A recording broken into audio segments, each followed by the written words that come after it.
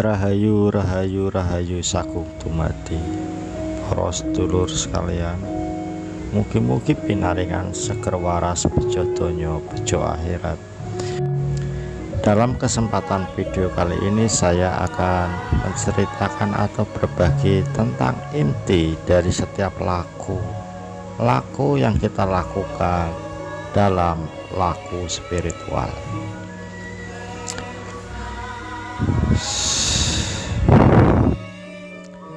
Kehidupan dengan laku spiritual berarti hidup dalam kesadaran spirit.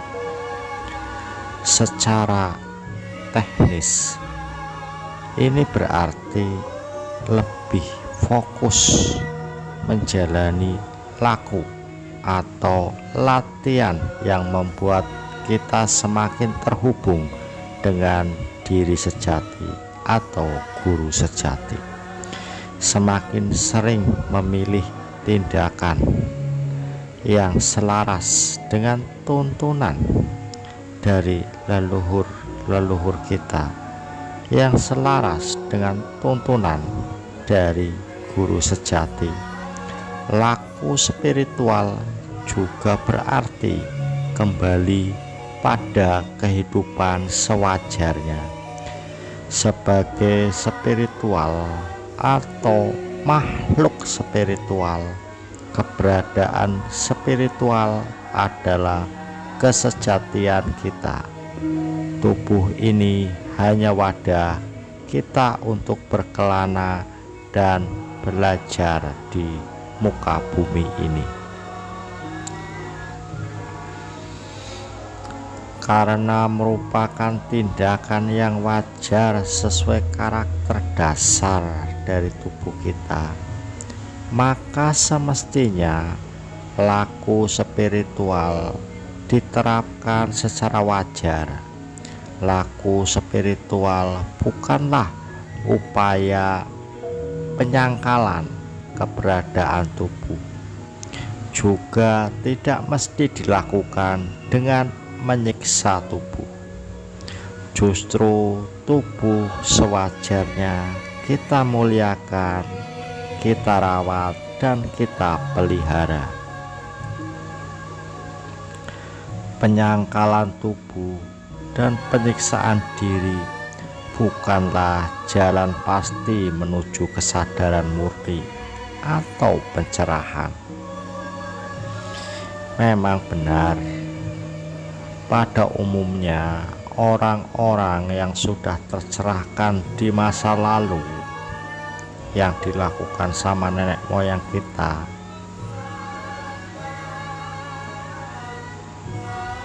bahwa orang-orang yang tercerahkan di masa lalu melakukan banyak eksperimen laku, termasuk berupa tindakan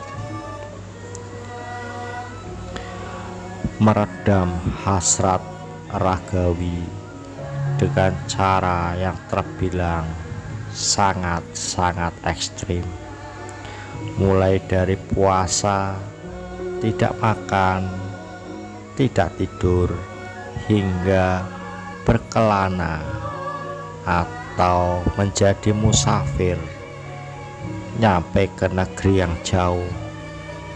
Tetapi perlu dimengerti bahwa pencerahan yang sesungguhnya justru datang dalam kondisi jiwa yang rileks, nalar, dan perasaan yang jernih, dan tidak obsesif dengan pencerahan itu sendiri. Seringkali ini tidak ada hubungannya dengan penyangkalan tubuh dan penyiksaan diri. Kadang perjuangan keras secara fisik hanya untuk menguatkan mentalitas kita, tidak ada kaitannya dengan pencerahan itu sendiri. Tindakan yang dilandasi dari ketidaksadaran atau bertolak belakang dengan tuntunan dari guru sejati, dari roh, dari Sukmo Sayakti, dari Atman, dari Allah, dari Allah, niscaya membuahkan ketidakselarasan yang bisa bermuara pada kerusakan tubuh, sakit, dan memperpendek usia.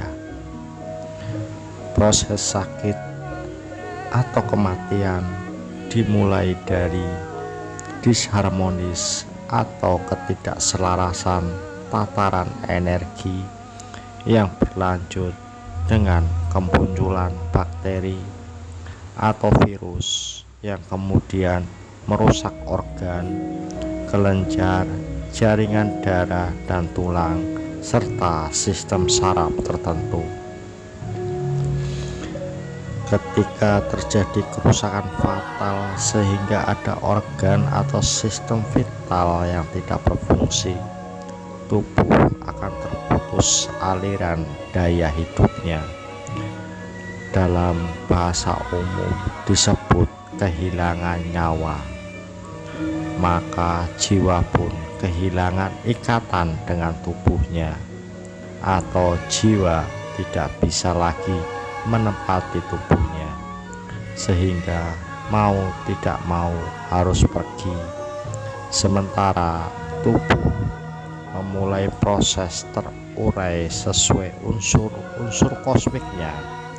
Air akan kembali pada air, tanah akan kembali pada tanah, udara akan kembali pada udara, api akan kembali kepada api. Inilah yang disebut peristiwa kematian.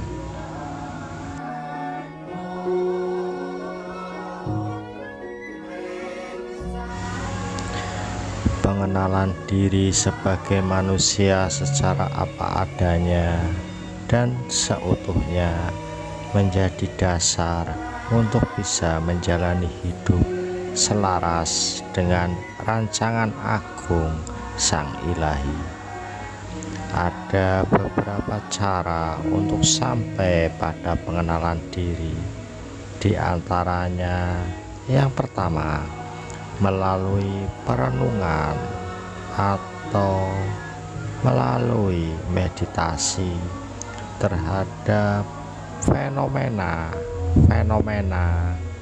yang teramati, sehingga bisa muncul kesadaran dan bisa disimpulkan kasunyatan yang lebih utuh tentang diri kita sendiri.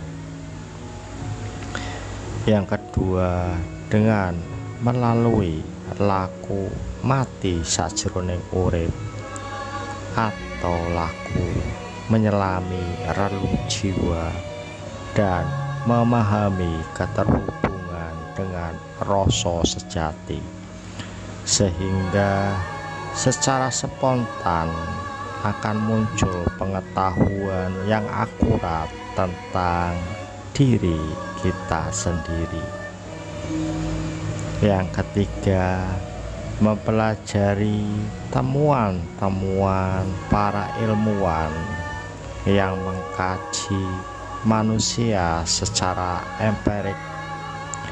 Gabungan ketiganya tentu saja menjadi jalan yang saling menyempurnakan tentang kasunyatan manusia bisa terungkap lebih jelas dan utuh, seutuh-utuhnya.